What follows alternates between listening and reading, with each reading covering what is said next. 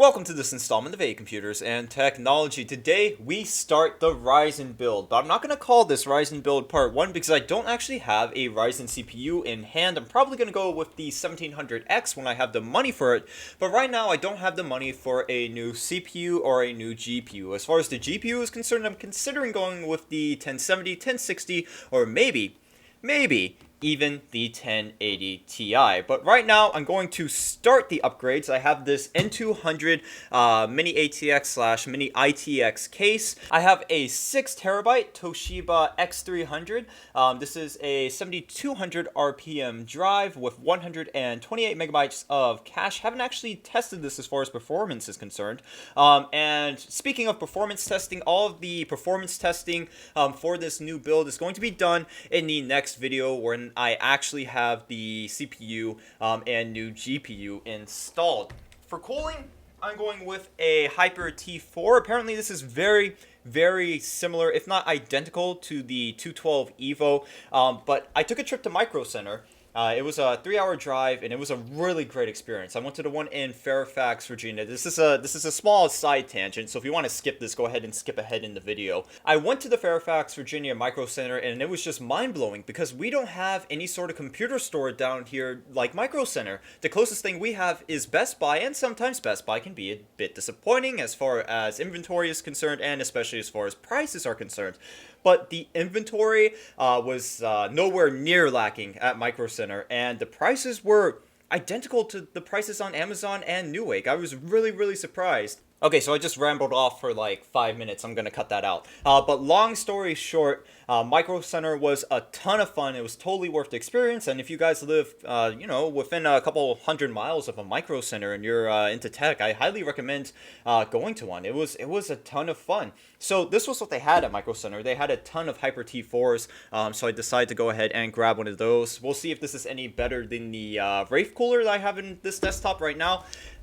The Wraith cooler is actually a very good stock cooler. I was able to get the 8350 in this up to 4.2 gigahertz with that cooler, and temps are still pretty decent. I also got my hands on some new thermal compound. This is Arctic MX4. Everyone has been telling me that I should switch to this because currently I use Arctic Silver 5. That's what I've been using for a very long time. That's my go-to high-performance thermal paste, but everyone's saying I should switch over to this, so this should be an interesting experience. And then along with all of that, I got an additional 120 millimeter case fan for that N200. The N200 is already equipped with two 120 millimeter fans. I thought I would add another one to the front though for some extra airflow. And I'm expecting temperatures to be a lot better with this N200 case because airflow should actually be a lot better. The nice thing about Microcenter was the fact that they had all of the cases out on display, so you could actually pick them up and look at them, check out what they had to offer. It was really nice, actually.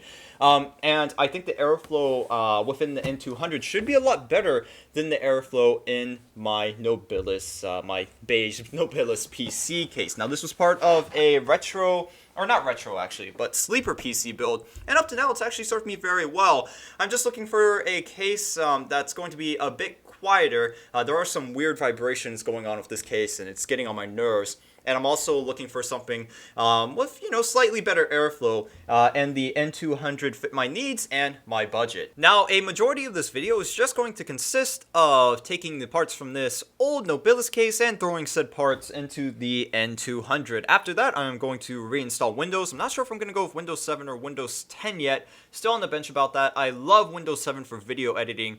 It just fits my workflow a lot better than Windows 10 does. And I enjoy using Windows 7 a lot more than I do using Windows 10, but I think it's getting to that point in time where I really should upgrade to Windows 10, and that's going to be the hardest decision I make all day. So not sure if I'm going to go with Windows 7 or Windows 10 yet, but after I install a new version of Windows, because the current version of Windows I have on this solid state drive is starting to get all weird, I'm going to try to overclock the 8350 to 4.5 gigahertz, and hopefully this Hyper T4 will help me do that. The transition between cases was a quick and easy easy process, the N200 was a great case to work with. I ran into one or two small quirks, but I think those were mainly my fault. At first, I thought it might be a good idea to attempt to mount the CPU heatsink to the motherboard before actually installing it into the case. Usually I do it vice versa, but I thought in this case it might make things easier because the case is a little bit smaller than cases I'm usually used to working with. And the CPU heatsink is a lot bigger than the heatsinks I'm used to working with. Usually I just end up using stock coolers. So I tried to mount the CPU heatsink to the motherboard before actually installing it into the case, and that was a bad idea. I had to end up removing the heatsink after I installed or attempted to install the motherboard because the heatsink was actually blocking some of the screw holes. And then cable management was a bit interesting because I don't have, you know, some expensive modular power supply. I have a 600 watt Senti power supply that I bought for like, I think 39 bucks off Amazon. So yeah, I had a whole bunch of stray cable everywhere. I had to find somewhere to stick all that cable, so I just ended up sticking it next to the hard drives, and I was able to shove some of it behind the motherboard. So that was interesting, but the final product came out looking pretty good. You can't really see that many cables. It doesn't look like a mess or anything. The cables aren't blocking off the airflow, and really everything went how I wanted it to go. I did run into one other small problem during the rebuild. Initially, I thought the CPU heatsink would be facing front to back, so I was initially planning to have the fan suck air in from the front, blow it out towards the back of the case, and have the hot air exhausted through the exhaust fan. But the heatsink turned out to be facing top to bottom, so I had to figure out whether to have air blow up out the top or down through the bottom. And I decided to go with the top-down approach because I wanted the heatsink fan to suck in cool air from the vent, which is at the top of the case, and blow that cool air through the heatsink down kind of towards the video card area, most of which is actually exhausted by the exhaust fan.